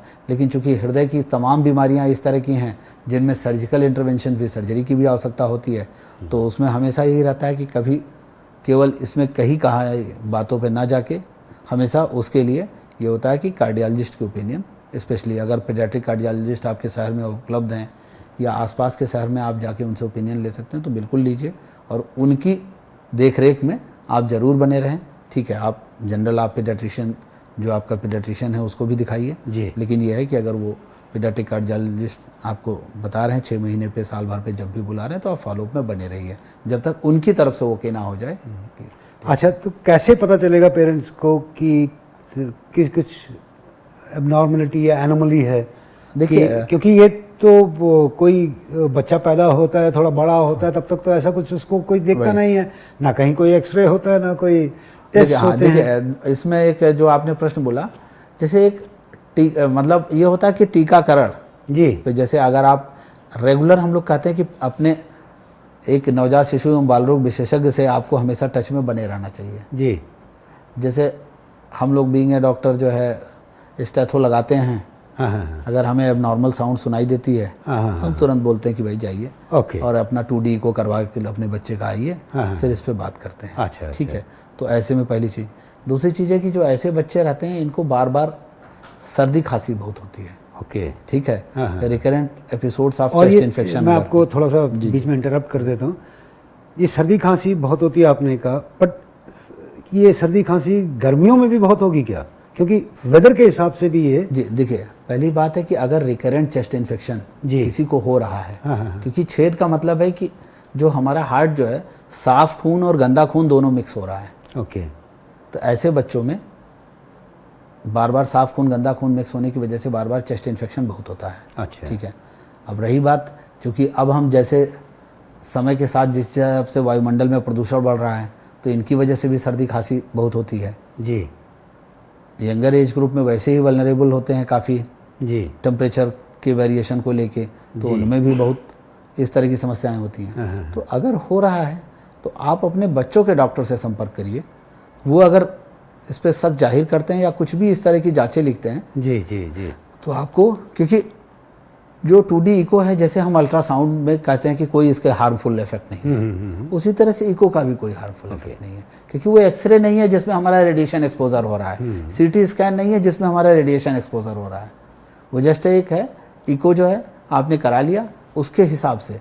तो जो पहला शक जो है, देखिए कई बार जैसे जो बीमारियां जो दिल की हैं उनमें दो तरह से बीमारी, एक इसमें जिसमें नीला पड़ता है साइनोसिस जिसको कहते हैं, तो वो साइनोटिक हार्ट डिजीज हो गई। ओके। और दूसरे तरीके का एक ग्रुप है जिसमें ए साइनोटिक, जिसमें बच्चा नीला नहीं पड़ रहा है, ठीक, तो ए साइनोटिक हार्ट डिजीज। तो ये सब सारी चीज़ें जो है ये बेसिकली इको के बाद ही डिसाइड हो पाता है कि किस किस तरह की क्या बीमारी का प्रकार है और उस बीमारी का किस तरह का इलाज जो है। जी ठीक है जी। तो कुछ कुछ इसमें ऐसी बीमारियां हैं जिनमें ये तो सर्जिकल हार्ट से रिलेटेड हो गई। तो जो बच्चे हैं, छोटे बच्चे हैं, न्यूबॉर्न है या 5 महीने 6 महीने 4 महीने व्हाटएवर इसे, उनकी माताओं को बच्चे में क्या ऐसा देखना चाहिए कि उनको पता रहे कि इसकी ग्रोथ ठीक हो रही है या इसको किसी तरह की बीमारी नहीं है? कोई टेलटेल साइंस और सिम्टम्स जो आप बताना चाहेंगे कि इन चीज़ों को ज़रूर देखिए बच्चों में? जैसे हर्ट का आपने बताया कि अगर नाखून नीला होने लग जाए, है ना, आपके पास गए, खांसी जुकाम बार बार हो रही है, चेस्ट कंजेशन हो रही है, तो दैट मीन्स कि देयर इज सम प्रॉब्लम और which can be identified correctly by 2D echo. तो इस तरह की कुछ और भी चीज़ें हैं जो आप बताना चाहेंगे? देखिए हर्ट से पहली चीज़ तो यह है कि जैसे मैंने अभी आपसे बातचीत में बताया कि एक बच्चे का डेवलपमेंट का बीच बीच में ग्रोथ मॉनिटरिंग, कि हमारे बच्चे का वजन बढ़ रहा है कि नहीं। ओके, ठीक। जैसे शुरुआती समय में, शुरुआती 3 महीने में हम लोग रफली कहते हैं कि 30 ग्राम प्रतिदिन का बढ़ोतरी होगी, 30 ग्राम्स पर डे। ओके। उसके बाद 20 ग्राम प्रतिदिन, उसके बाद 10 ग्राम प्रतिदिन, 6 महीने के बाद 10 ग्राम प्रतिदिन। ठीक। तो ये एक उस तरह का है, लेकिन इसके लिए हमें क्या है, फिर एक सर्टेन पीरियड ऑफ टाइम चाहिए तब हम नापें। ठीक। नेकेड बॉडी वेट उस तरह का करके, क्योंकि भाई कपड़े से भी वेरिएशन में भी काफ़ी फ़र्क आ जाता है। अभी आपने जैसे बोला कि डायपर, अब पता चला कि अगर सोक डायपर है और गीला है तो पता चला 200 ml, तो पता चला 200 ग्राम तो डायपर का ही वजन आ गया। ठीक। और तो ये एक जैसे एक है, तो सबसे अच्छा जो मॉनिटरिंग मैंने साइन बोला कि उसका ग्रोथ, बच्चे की ग्रोथ कैसी हो रही है। ठीक। सेकेंड चीज़ है रिफ्यूज़ल ऑफ फीड। अगर बच्चा उस तरह का है, बच्चे को बुखार है, ठीक, बच्चा आपका ठंडा पड़ रहा है। अब चूँकि ठंडक की बात आई तो इसीलिए मैं हाइपोथर्मिया पे जैसे मैं एक बता देना चाहता हूँ। कई बार लोगों को, हमारी मदर्स, बच्चों की माताएं आती हैं, वो कहती हैं कि साहब हमें अंदाज ही नहीं मिलता कि हमें कितना गर्म रखना है बच्चे को। तो मैं हमेशा कहता हूँ कि आप हाथ के अपने उल्टे सरफेस से छू के देखिए। हमारा हाथ ही है, हमने उसको छू के देखा, ये हाथ और जो मेरा पाँव है, फुट और पेट, ये इसका टेम्परेचर समान रहना चाहिए। ओके। 3 चीज़ों का तकरीबन बराबर। अगर वो छूने में ठंडा लग रहा है, ये ठंडा लग रहा है, तो आप ये समझ जाइए कि बच्चा आपका ठंडा पड़ रहा है। उसका मतलब हमें बच्चे को और रैप करके रखने की ज़रूरत है। बच्चे का हाथ, ये पैदा होने वाले बच्चों की बात कर रहा हूँ, क्योंकि ज़्यादातर उसमें ये होता है कि इन सब चीज़ों में तो हमें ये हमेशा, सिर एक बड़ा सरफेस एरिया काफ़ी बच्चों में उस हिसाब से प्रोपोर्शन में बॉडी में देखा जाए तो एक बड़ा सरफेस एरिया होता है, तो इसको भी हम लोग कहते हैं कि कवर करके रखिए। ठीक है। इसमें जो तमाम मिसबिलीफ है हमारे यहाँ, जैसे अभी तेल की ही बात आई थी तो वो छोटा, जैसे यहाँ सिर पे लोग ये एंटीरियर फोंटानेल और पोस्टीरियर फोंटानेल ये 1.5 से 2 साल में भरेगा। इसके ऊपर हमारे यहाँ ट्रेडिशन है कि जब देखो तो एकदम बिल्कुल सरसों का तेल इसके ऊपर टपकाते रहेंगे, लगेगा कि बस इसको तेल टपकाते रहेंगे तभी जो है भरेगा। इसको नेचुरली भरना है, क्योंकि कई बार दादी और नानी जी वाली वो आती हैं, वो कहती हैं साहब ये भरेगा कैसे, इस पर तेल नहीं रखेंगे तो हमने कहा इसकी कोई ज़रूरत नहीं है। ये पीछे भी उनको फिर चूँकि इस छेद की तरफ, पीछे वाले के छेद पे ध्यान नहीं जाता है, पोस्टीरियर फोंटानेल वो 6 महीने पे भरता है, तो फिर मुझे उनको बताना पड़ता है कि नहीं इधर भी एक होता है, ये ट्रायंगुलर होता है तो ये छेद तो पहले भरता है, ये बाद में बढ़ता है, ये आपको चूँकि सामने की तरफ बढ़ता है। तो ये अलग अलग जो हमारी जो स्कल है उसकी अलग अलग हड्डियां हैं, उनके जॉइंट से ये बन के बनता है। अगर ये सभी जुड़ी रहेंगी तो हमारे ब्रेन कहाँ डेवलप होगा? तो फिर तो ब्रेन जितना बड़ा बच्चा पैदा हुआ उतना बड़ा ही सिर लेके पूरे जीवन रहेगा आदमी, तो उसके लिए ज़रूरी है। फिर तो नॉर्मल डिलीवरी संभव ही नहीं है, क्योंकि अगर पूरा सब कुछ फ्यूज है तो फिर तो हल्का फुल्का जो अलाइनमेंट होकर बेबी जो निकल रहा है मदर के वूम से जी तो निकल ही नहीं सकता, फिर तो सबके सिजेरियन नहीं होंगे। ठीक जी, ये सब चीज़ों को थोड़ा सा बताना होता है हम लोग को। पहली चीज़ है कि कभी भी कुछ भी जो है समस्याएं जो है मदर्स को, अगर कुछ भी, जैसे मैं इस चीज़ को आपके दर्शकों को इसलिए भी बताना चाहूँगा कि कई बार मदर जो है वो बच्चे की फर्स्ट डॉक्टर वही है। बीइंग अ डॉक्टर, हम लोग भी अगर फैमिली में जो मेंबर लगातार बच्चे के साथ रह रहा है, यूजुअली हमारे इंडियन सिनेरियो में हम लोग मदर्स को ही मानते हैं। अगर वर्किंग है तो दादी हो सकती है, नानी हो सकती है, घर का कोई अन्य सदस्य, जो भी उसके केयर में इन्वॉल्व है, उसके प्रश्न को जो घर में और जिम्मेदार व्यक्ति जो बाहर से ऑफिस में हैं, बाहर हैं, वो जब वापस आ रहे हैं और घर में अगर कोई प्रॉब्लम बच्चे को लेके मदर बोल रही है, उसकी केयर टेकर जो भी बोल रहा हो, घर में कोई भी उसकी बातों को ध्यान से सुने, ठीक है, क्योंकि फर्स्ट डॉक्टर वही है। अगर कुछ उसको कल से लेके आज तक में कुछ डिफरेंस समझ में आ रहा है तो आप उन चीज़ों को सिंसियरली सुन के आप नज़दीक में डॉक्टर के पास ज़रूर जाएं, क्योंकि वो प्रोफेशनल है। ठीक, उसमें सेल्फ मेडिकेशन या अपने से अंदाज ना लगा के। मेडिकेशन से एक और चीज़ डॉक्टर साहब, जब तक तो बच्चा छोटा रहता है, 3 साल 4 साल 5 साल 6 साल तक भी, 7 साल तक भी, तो पीडियाट्रिस्ट के पास पक्का लेके जाते हैं पेरेंट्स। जैसे ही बच्चा 10 साल का होता है, इसीलिए मैंने आपसे एज पूछा था, 10 11 12 साल का होता है तो सेल्फ मेडिकेशन में क्या करते हैं, बोलते हैं यार इसको ना आधी गोली तोड़ के, जैसे पैरासीटामोल सिंपल बुखार है, तो जो पैरासीटामोल मैं इस्तेमाल कर रहा हूँ उसी को आधी तोड़ के कि ये हो गई बच्चे की डोज और 10 साल के बच्चे को दे देते हैं। ये करेक्ट है या ये नहीं? ये बिल्कुल गलत है, क्योंकि बच्चों में जो भी दवाएं दी जाती हैं जी वो बच्चे के वजन के हिसाब से दी जाती हैं। ओके, ठीक, जैसे अभी आपने चूंकि पैरासीटामोल की बात करी, हाँ, तो क्योंकि हम लोग जैसे बच्चों के डॉक्टर के यहाँ आप हमेशा देखेंगे कि उनके यहाँ वजन लेने वाली एक मशीन जरूर हमेशा रहती है जी। ठीक, वो इसीलिए रहती है क्योंकि जो पीडियाट्रिक्स की प्रैक्टिस कर रहा है या वो पढ़ाई उसने की है तो उसको हर दवाएं मिलीग्राम पर केजी पर डोज के हिसाब से बताई जाती है। अच्छा, ठीक है, कि उसके दिन में कितनी, एडल्ट्स में ऐसा नहीं, एडल्ट्स में ज़्यादातर टैबलेट्स फॉर्म में और इस तरह से जी। तो इवन कई बार हमारे साथी जो एडल्ट मेडिसिन वाले होते हैं और उनके पास कभी कभार जब बच्चे पहुंच जाते हैं और वो अचानक से, तो कई बार वो लोग हम लोग को फ़ोन भी करते हैं कि यार इसकी किस हिसाब से डोज देनी है। ठीक, तो उनको बताना पड़ता है कि इवन हम लोग के एडल्ट मेडिसिन वाले कई बार उनके अपने बच्चे रहते हैं, वो अपने बच्चों में दवाएं नहीं देते, वो लोग आके दिखा के पूछ के, नहीं वो देखिए, मतलब क्योंकि वो बहुत जागरूक हैं, दे नो, उन्होंने ये पढ़ाई की हुई है। लेकिन मेरे जैसा आदमी जिसने इसके बारे में पढ़ाई नहीं की है, जो आपसे पहली बार आज ये सुनता है कि भैया ये तो पर मिलीग्राम पर केजी के पर डोज के हिसाब से इनकी कैलकुलेट होती है और तब इनको दी जाती है, तो वो तो यही सोचता है जी कि ये एडल्ट के लिए है। अगर एक पैरासीटामोल 500 सा एग्जाम्पल के तौर पे 500 mg पैरासीटामोल एडल्ट के लिए, तो ये बच्चा है इसको आधी दे दो, इट विल सफाइस। और इस तरह की सिर्फ मैं तो पैरासीटामोल एग्जाम्पल दिया हूँ। इवन खांसी जुकाम में जो एंटीबायोटिक मेरे को प्रेस्क्राइब किया डॉक्टर ने, मैं वही प्रेस्क्रिप्शन उठाता हूँ और उसका हाफ करता हूँ और बच्चे को दे देता हूँ। ऐसे भी हैं हमने जी। तो ये टोटली गलत है, इसको बिल्कुल करना नहीं चाहिए, क्योंकि आप या तो ओवरडोज देंगे या अंडरडोज देंगे। ठीक, दूसरी चीज़, वास्तव में उस बच्चे को उस चीज़ की ज़रूरत है कि नहीं है। ठीक, जैसे अभी आपने बोला सिम्टम्स से बुखार के लिए, ठीक है, बुखार के लिए सभी पैरासीटामोल यूज़ करते हैं, ओवर द काउंटर भी उपलब्ध हैं, तमाम दवाएं OTC मेडिसिन की तरह है, कोई दिक्कत नहीं। लेकिन आप उसको एक सलाह लेके, हमारे यहाँ जी, जैसे देखिए, एक प्रोफेशनल के पास जाने के लिए हम लोग क्यों कहते हैं, हमारे यहाँ बिजली का कोई पॉइंट ख़राब होता है तो हम लोग क्या करते हैं, इलेक्ट्रीशियन बुलाते हैं, प्रोफेशनल। ठीक, हमारे यहाँ पानी में कोई समस्या आ गई, नल की सप्लाई गड़बड़ है, तो हम किसको बुलाते हैं? प्लम्बर को।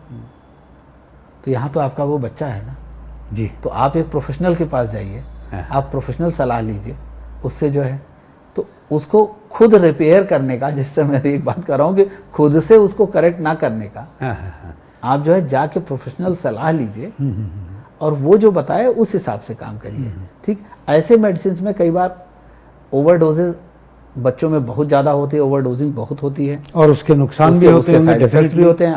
अब आपने पैरासीटामोल की बात करी जी। पैरासीटामोल एक सर्टेन लिमिट के ऊपर देंगे तो हेपेटोटॉक्सिक ड्रग है। अच्छा। क्योंकि उसका एक सेफ्टी रेंज है। ठीक है, कितने दिन के लिए देना है, कितनी डोज देनी है जी, तो वो सब प्रिस्क्राइब्ड है, क्योंकि उनके साइड इफेक्ट्स वगैरह भी जो आपको डॉक्टर एक प्रोफेशनल देखता है तो वो उन चीज़ों को ध्यान में रखते हुए चलता है। बहुत ठीक है जी, बहुत बढ़िया। अच्छा डॉक्टर साहब, जैसे बच्चों का ही हॉस्पिटल था, बच्चों की ही दवा थी, मैं कफ सिरप की बात कर रहा हूँ, मध्य प्रदेश में एक इंसिडेंस हुआ, काफ़ी उसमें कुछ बच्चों की डेथ भी हुई। अब वो हॉस्पिटल भी, दवा भी, प्रिस्क्रिप्शन भी जी, वो तो सब यही था।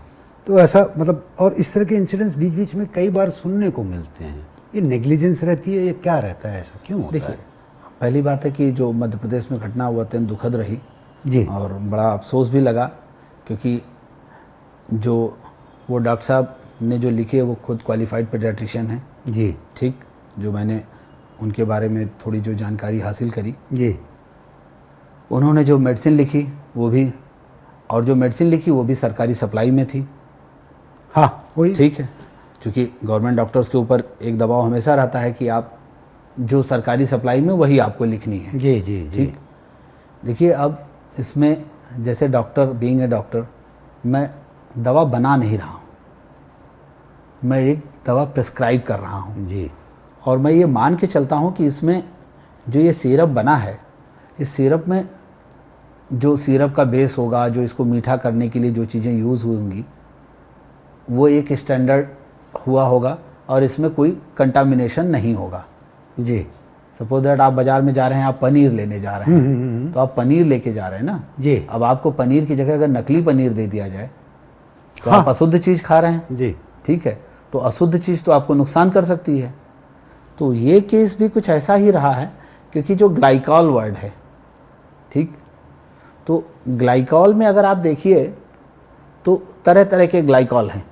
ठीक, तो मिथाइलिन ग्लाइकॉल टॉक्सिक है, डाई इथाइलिन ग्लाइकॉल ये भी टॉक्सिक है। ठीक, ट्राई इथाइलिन ग्लाइकॉल ये भी टॉक्सिक है। ठीक, अब प्रोपिलीन ग्लाइकॉल और पॉलीइथाइलिन ग्लाइकॉल, तो जो प्रोपिलीन ग्लाइकॉल है ये हमारे फूड इंडस्ट्री में यूज़ किया जाता है और फार्मा इंडस्ट्री में यूज़ किया जाता है। ठीक, तो मैंने बोला प्रोपिलीन ग्लाइकॉल हमारे फार्मा में और इसमें, ठीक है, और तीनों टॉक्सिक की जो मैंने बात की, डाई इथाइलिन, इथाइलिन और ट्राई इथाइलिन, ये तीनों हाईली टॉक्सिक हैं, जो कि कूलेंट में यूज़ की जाती हैं, एंटी फ्रीजिंग एजेंट की तरह ऑटोमोबाइल सेक्टर में यूज़ करी जाती हैं, इन सब जगहों पे। प्रोपिलीन ग्लाइकॉल ये हमारे सिरप में यूज़ करी जाती हैं और एक सर्टेन, बस एक स्वीटनर की तरह आप ऐसे समझिए कि इस तरह की चीज़ें। जो मध्य प्रदेश वाले इंसिडेंट्स में हुआ वो डाइथाइलिन ग्लाइकॉल का कंटामिनेशन था, और जो कि हाईली टॉक्सिक सब्सटेंस है, जो मैंने आपको बोला कि एंटी फ्रीजिंग एजेंट की तरह यूज़ होता है, ऑटोमोबाइल सेक्टर में कूलेंट में यूज़ होता है। रही बात पॉलीइथाइलिन ग्लाइकॉल, पॉलीइथाइलिन ग्लाइकॉल हमारे मेडिकल में एज ए लैक्सेटिव यूज़ किया जाता है। अच्छा। जिनको कॉन्स्टिपेशन की वजह से। ये बिल्कुल उसी तरह का उदाहरण है जैसे आप शराब, ठीक, कि आपने घटना सुनी कि साहब वो शराब पिया और उसके बाद ऐसा हो गया वैसा हो गया और इस तरह से, तो इथाइल अल्कोहल, इथाइल अल्कोहल मतलब लिकर, शराब, हाँ हाँ, ठीक, और मिथाइल अल्कोहल जी, जहर। तो इसी तरह से ग्लाइकॉल में भी मैंने बताया कि जो कितने जो है टॉक्सिक हैं और वहीं पर मेडिसिनल यूज़ भी है, तो आप उसका क्या फॉर्म यूज़ कर रहे हैं, कैसे है। तो यहाँ पर अब डॉक्टर जो इसमें है कुल मिला के डॉक्टर ने तो उसने एक डिकंजेस्टेंट उसने जो है एक एंटी एलर्जिक मेडिसिन प्रिस्क्राइब करी, ठीक। अब डॉक्टर ने जो प्रिस्क्राइब करी उसे ये नहीं पता है कि इसके अंदर किसी चीज का कंटामिनेशन है कि नहीं है। सपोज दैट ये हमारे सामने पानी रखा हुआ है, हमें कलर तो इसका वो दिख रहा है ना, अब इसके अंदर कोई पॉइजनस सब्सटेंस अगर मिला हुआ है तो आपको नहीं, क्योंकि अब सपोज जनरली इस तरह के इंसिडेंट्स जब भी हुए हैं अधिकतर ये कफ सिरप से ही हुए हैं। मतलब देखिए, अब रही बात कफ सिरप, क्या मतलब भारत देश में जो कई बार चाहे वो ड्रग में एडल्ट्रेशन हो, मिक्सिंग हो, जी जो मतलब सब क्वालिटी स्टैंडर्ड जिसको कहा जाए कि उस पर मॉनिटरिंग कर पाना या कैसे गवर्नमेंट बॉडीज कर रही हैं, उन सब चीज़ों पे है।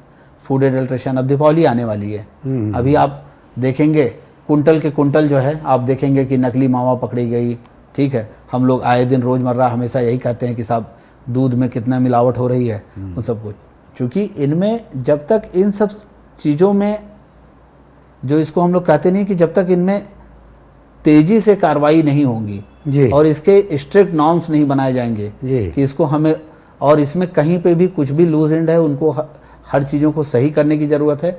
और इनके जो पनिशमेंट्स हैं वो थोड़े और स्ट्रांग करने पड़ेंगे, क्योंकि जब तक इसमें कंटामिनेशन या उसके लिए हम किसी को रिस्पॉन्सिबल नहीं मानेंगे, मैन्युफैक्चरिंग जैसे यहाँ पर टोटल मैन्युफैक्चरिंग यूनिट्स में प्रॉब्लम आई है कि भाई मैन्युफैक्चरिंग में अगर ड्रग के अंदर कंटामिनेशन है, अब मैं कोई दवा दिन भर में प्रिस्क्राइब कर रहा हूँ तो मैं तो मेडिसिन यही प्रिस्क्राइब कर रहा हूँ कि मैं दवा प्रिस्क्राइब कर रहा हूँ, अब उस दवा के अंदर कोई कंटामिनेशन है तो मैं कैसे, ऐसे में तो फिर हम लोग को तो प्रैक्टिस ही करनी छोड़नी पड़ेगी। मेरा कहने का ये तात्पर्य नहीं था, बट जी नहीं, मतलब मैं एक बात कर रहा हूँ कि मतलब जैसे ये है कि एक कोई चीज़ जो है गुड फेथ में लिखी कि अब उसमें कंटामिनेशन हुआ, किस लेवल पे हुआ, कैसे क्या हुआ, ये जांच का विषय है कि कैसे क्योंकि उसमें जो न्यूज़ में आई वो आया कि 48% उसमें डाइथाइलिन ग्लाइकॉल का कंटामिनेशन, जो मेरी जानकारी में प्राप्त हुआ है, क्योंकि वो न्यूज़ चैनल के माध्यम से या मैंने अखबारों में जो पढ़ा, तो डाइथाइलिन ग्लाइकॉल तो कूलेंट इंडस्ट्रीज में यूज़ होता है, वो तो हाईली टॉक्सिक सब्सटेंस है, तो उसको तो आना ही नहीं चाहिए था सिरप फॉर्म में, वो कैसे आ गया, तो ये है।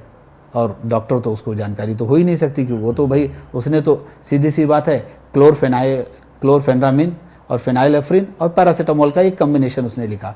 अब आप ये सोचिए कि जहाँ तक मेरी जानकारी है कि क्लोरफेनामिन और फेनाइलेफ्रिन आप जो डेवलप्ड कंट्रीज है उनमें भी ये OTC प्रोडक्ट है, ओवर द काउंटर मेडिसिन मिलेगी, ठीक है।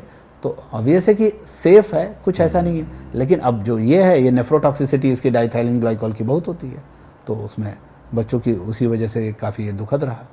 डॉक्टर साहब, अगर मैं गलत नहीं हूँ तो शायद आपने बोला था 1.5 महीने में पोलियो ड्रॉप भी देते हैं बच्चे को, अगर तो जब बच्चे को 1.5 महीने में पोलियो ड्रॉप्स देते हैं तो फिर जब भी ये पोलियो इराडिकेशन का प्रोग्राम चलता है फिर क्यों बच्चों को ढूंढते हैं कि आप इनको दोबारा दीजिए या तिबारा दीजिए?